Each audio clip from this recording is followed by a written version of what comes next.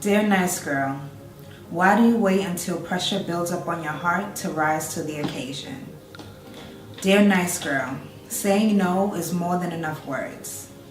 Dear nice girl, that sureness of self is sexy. My name is Akosua Nyantakyi, CEO of Akosua LLC and the author of Dear Nice Girl. I know firsthand the effects of being a typical nice girl, which led me to being fired from my job while I was pregnant. I was left second-guessing myself and feeling unfulfilled. After a year and a half of introspection, I was able to build my brand, Akosua LLC. Dear Nice Girl is more than a motivational book. It is a collection of letters that force the reader to reflect on the traits that affect their daily relationships.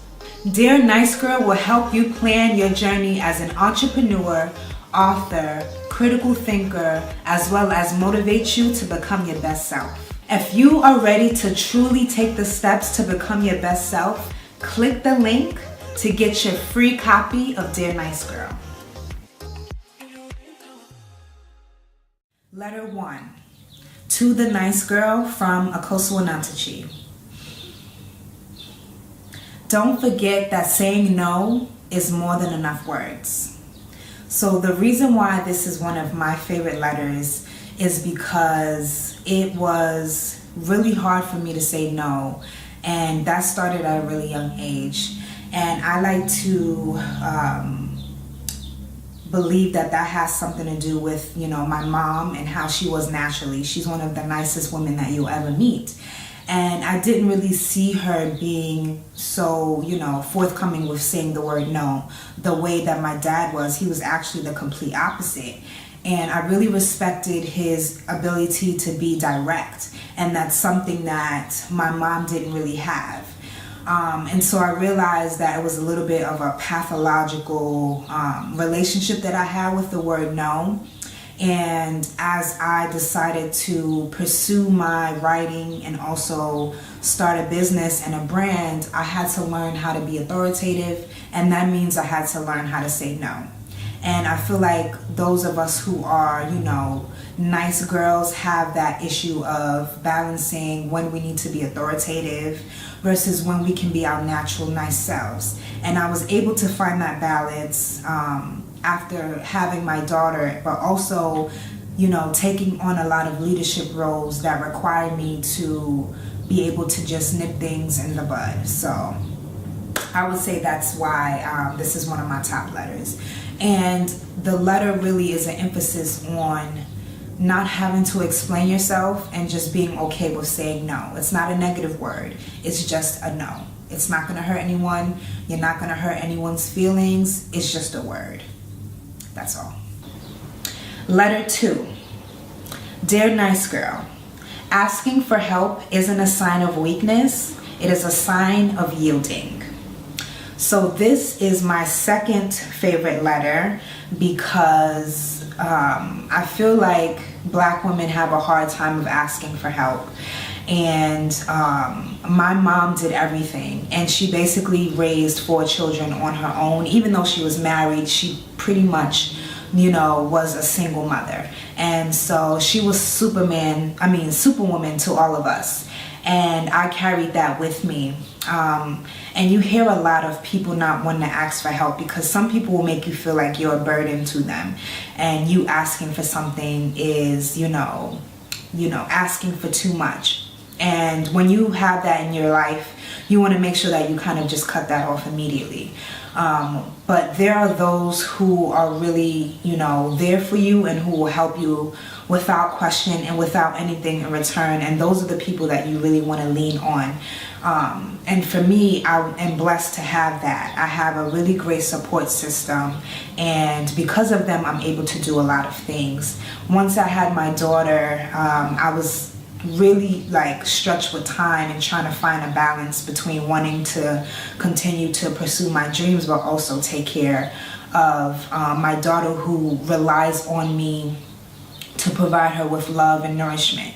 So with that came with having to ask for help and having to lean on people to be able to help me. And that was the best thing, that I was able to let go of this idea that I have to do everything on my own, because I'm only one person, and eventually you'll just, run yourself into burning or crashing or just being overwhelmed that you can't even take time for yourself.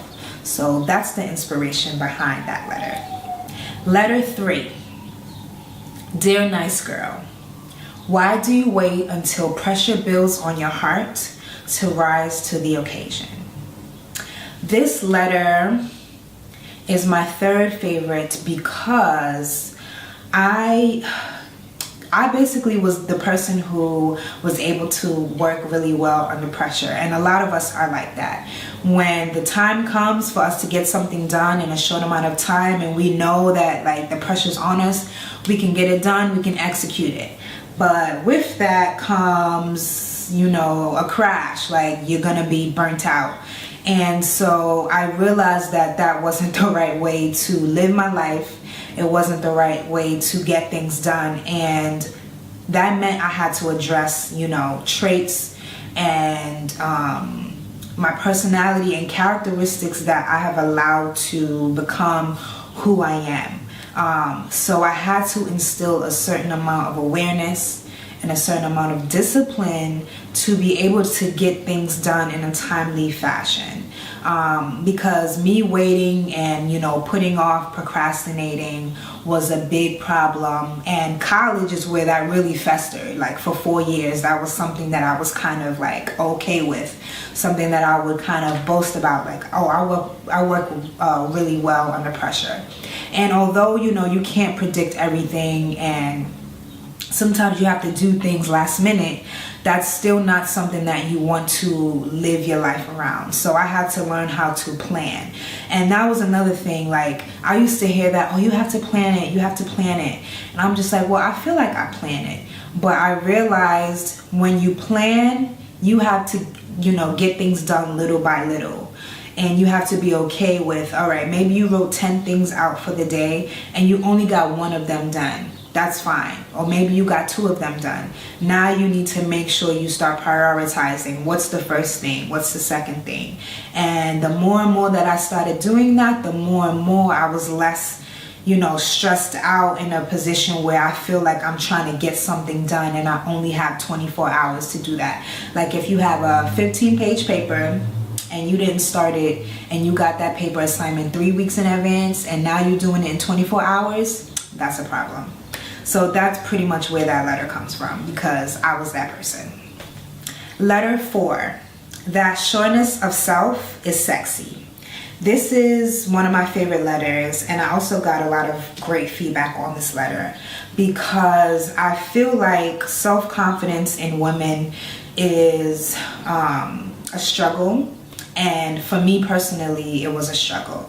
And I had to come to a realization that, me coming into myself and me understanding who I am allowed me to, love myself more, allowed me to have more confidence in myself. And I think that's really sexy. And I want other women to do the same thing, right? Are you sure about who you are as an individual?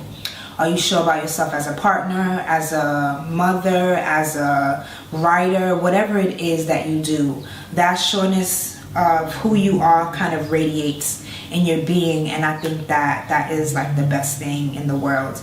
And once I was able to live in that, it just made me really confident in who I am. Letter 5. Dear nice girl, remember that time you had to flex? Keep doing that. Get uncomfortable and stay present in it. So the story behind this letter is basically challenging myself continually and allowing myself to be uncomfortable. Like, for example, speaking in front of the camera. Really uncomfortable at first, but now I'm getting better. Another example was when I was a TA for ballroom dance. I had to basically take over one of the classes, and I had to do it by myself. And I wasn't like what I call the lead TA. I was, a part of the group of TAs, but I wasn't the top TA. So I was pretty comfortable in that because I wasn't the one that, had to actually lead the class. But that day, no one else was able to do it. I was the only one, and I was like, oh my God, I'm gonna shit my pants because I don't know if I'm gonna be able to teach them. And what that really spoke to was just me being insecure in my ability to teach, my ability to lead, and second guessing myself, like maybe they're not gonna understand me, maybe I'm not gonna explain it right. And then one of the lead TAs, she just pushed me in there like, you're gonna do fine. She reassured me, and it just spoke to, me being seen as the nice girl. I'm like, oh, your feedback is really nice, but like some people want harsh feedback. So it's just like, I kind of took that personally, but it was just like, listen, you got to get this done. And I had to just get out of my own head. And it was really good. Like, a lot of people found that I was helpful, and it didn't have to, do with anything of if one student likes it this way. It's like, okay, if you like harsh, commentary and you want me to be more direct, that's fine. But it's not judgment or implication that I'm incapable of helping another student figure out a dance, or helping 10, 20 students figure out a dance move. Understanding it, breaking it down, and then, having them do it and learn it and pick it up. So I like to, put myself in situations that I know this makes me uncomfortable for a reason.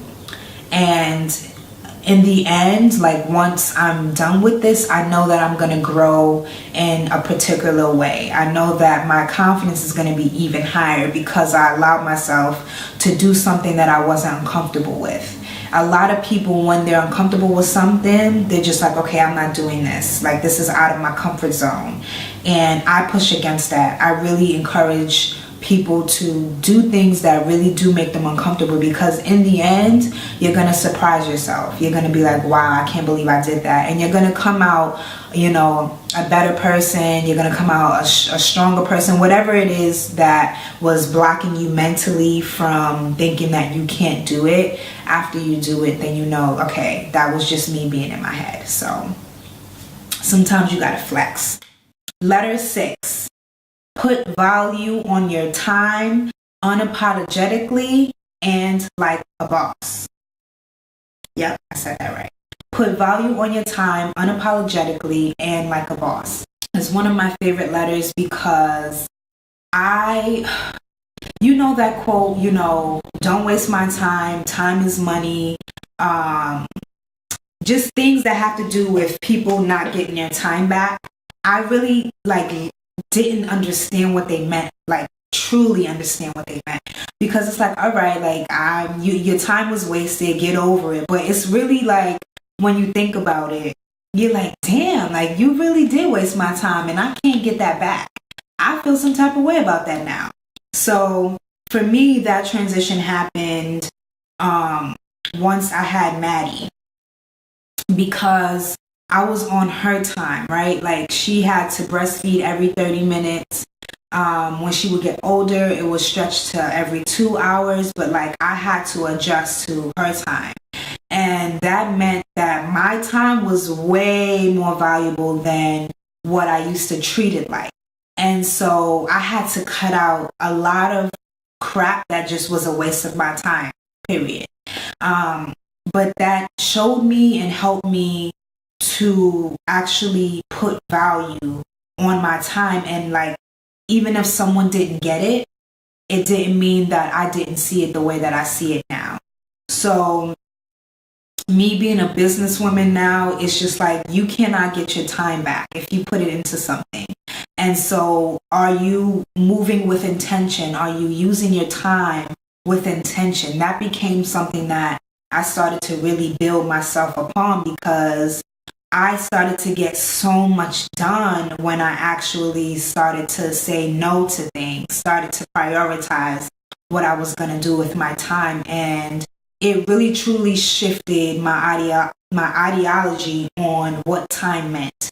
And I just can't go back. Like, me thinking about time and the way that I used to is just not the same, because I value it so much, because I'm here in the present. And once that time is gone, I cannot get it back. So am I doing things that are worth my time? Am I putting my energy into things that are going to be worth my time? Especially now that we live in an age where time is money and time is valuable. You want to make sure that what you use and what you do with your time is intentional and it adds value. Letter 7. Dear nice girl, I know it's getting hard and I know you want to quit, but think about why instead of how come. All right, so this letter basically represents my plateau with my business, which happens to everyone, and I had to learn that. But you get to a point, and it's not even if you have a business. It can just be in life. It can be if you're writing a book. It can be if you are hitting the gym.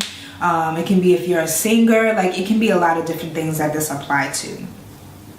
But my experience personally was in business and hitting a plateau. So I was, getting good clientele. I was doing well. I was getting great feedback. And then all of a sudden, I just felt like nothing was happening for Akosua.com. Like, nothing was happening. I'm like, all right, well, my IG followers is going up, but it's not reflecting any sales. Like, just self-pity party right here. Like, everything I felt like I was doing just wasn't working. And it started to feel like, well, how come this is happening? Like, and then, you start to compare yourself to other people. It's like, well, how come, they have that? How come, they're doing better than me? So instead of saying, how come this is happening? How come that's happening? I like to just stop and reflect and say, okay, well, why did you start writing? Why did you start Akosua LLC? Why did you, decide to do these different things? And so my answer will be like, well, I started writing because we decided to use my skill to create a business. Why did I start Akosua LLC? I wanted to create I wanted to create a platform for my writing and potentially create a platform for other writers. Why did I don't even know. I can't even think of something else. But those two are like the main examples of answering those questions about why. Because then you hold yourself accountable again to not feel like, well, how come? Because how come makes it seem like you're powerless and you have no control, because then it makes it seem like the forces are just against you. But when you say why, it's like, okay, well, when you made this choice, why did you do that? And you should have an answer to why you did things, because you made that choice. And so it's a little pick-me-up to just, not start to overthink and overcomplicate your process. So a plateau is it's going to happen regardless. You just have to learn to adjust. And you have to adjust and just go in and make changes that are going to, bring you out of that plateau. But that just means you have to go harder. That means you have to be consistent. That means you have to be resilient. You have to be vigilant. So that letter is really speaking on a moment of going into a plateau, whatever that can be, and getting out of that. Because you don't want to just sit and sulk. That's really not going to do you any good. You want to remind yourself why you're doing what you're doing. Letter 8. Dear nice girl, failing is temporary. Never starting lasts forever. And this is kind of like related to letter 7 that I just read, because I'm so glad that I took that leap of faith when after I was fired while pregnant, instead of going and getting another job, I decided to invest in myself and my writing. And I can't be more grateful that I did. I think that was the best choice that I ever made. And as a result, I'm able to say that I actually did what I wanted to do. I actually went for my goals and my dreams and my passions. And I want to use this letter to really help other nice girls do the same thing. Like, even if you fail, the fact that you did it, you're going to feel good about that. But if you never start, that's always going to last forever and potentially haunt you forever. So my advice will always be to do it as opposed to not do it. Because once you start, you're going to be happy that you did it. Letter 9. Dear nice girl, work on becoming self-aware. Endlessly self-aware. Self-awareness is key. This is one of my favorite letters because after I was fired while pregnant with my daughter, I really got the time to spend with myself like I've never done before. And I've got to really sit with my thoughts and sit with, just my body, my being, and get to know myself on a more intimate level, and a more deeper level. And that came with, taking accountability. That came with, reflecting on the things that I did and didn't like about myself, reflecting on things that I wanted to improve about myself, that I wanted to change. And that takes time. That's not going to happen overnight. But I want women to, really understand who they are. And for me, like, doing that helped me get comfortable with understanding that I have similar traits to my mom. Even some movements that I have is very similar to her.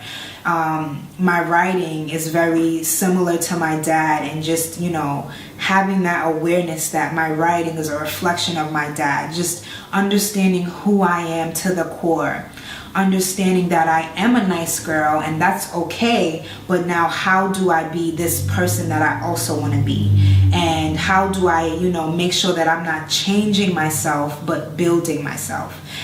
That self-awareness helps you be comfortable and confident in who you are. It helps you accept who you are and also, build up on who you are. So I encourage people to just sit with themselves. And the funny thing is, you will be uncomfortable. Like, it's not just a pretty process. Like, you understanding who you are means that you're understanding your bad habits, you're understanding your trauma, you're understanding your triggers. Like, that is something that once you are aware of, instead of letting that control you, you now know that you have the power to control it. And that comes with, realizing who you are and also working on who you are up here. So yeah, that's one of my favorite letters, because I would say that process took me, like I said, 1.5 years. And that sounds like a little bit, but in the process, you're like, well, damn, 1.5 years later, like I just figured out who I am, and I'm now just understanding what it means to be me. And now I can use that awareness to do, what it is that I want to do and become who I want to become. Letter 10. Find power in your words and speak up for yourself.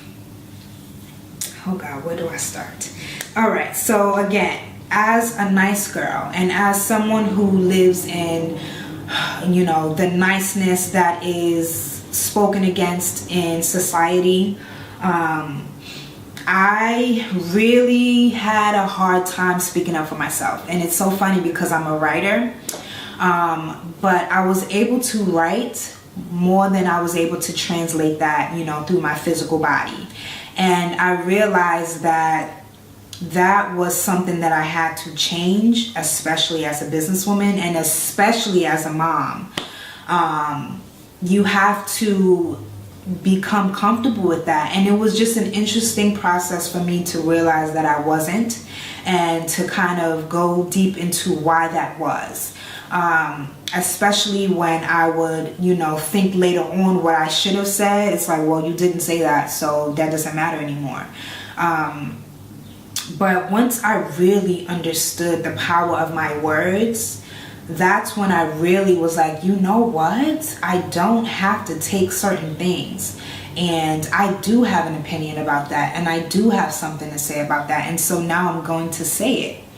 And that for me, when I transitioned into, really just speaking up for myself, a lot of things changed and a lot of things happened in my favor.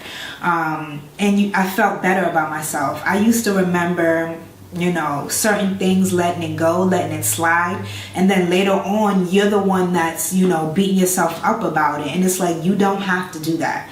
You made a choice not to say that. And now you're living with that choice, even though you're upset about it. But if you just say what you have to say, then you get to get across whatever feelings, whatever emotion that you have. And you want to make sure that you leave, at peace. And peace is a really big thing for speaking up for yourself. You want to feel like, your voice is heard, your voice matters, and you want to make sure people are taking you serious.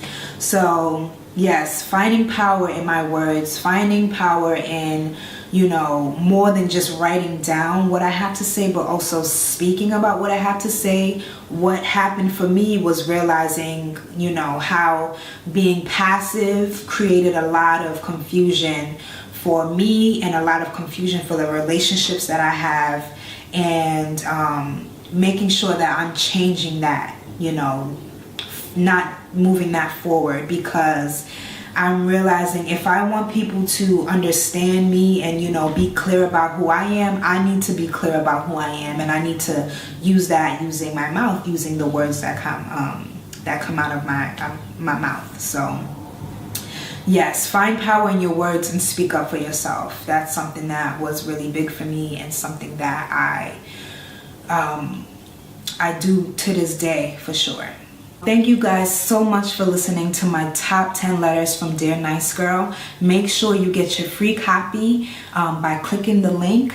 I also encourage you guys to write your own letters. I started writing letters because of Lucille Clifton, and she changed my life. I first wrote letters to my mom and then wrote letters to my dad, and that was actually a healing process for me, and I know that it can be the same for you guys as well.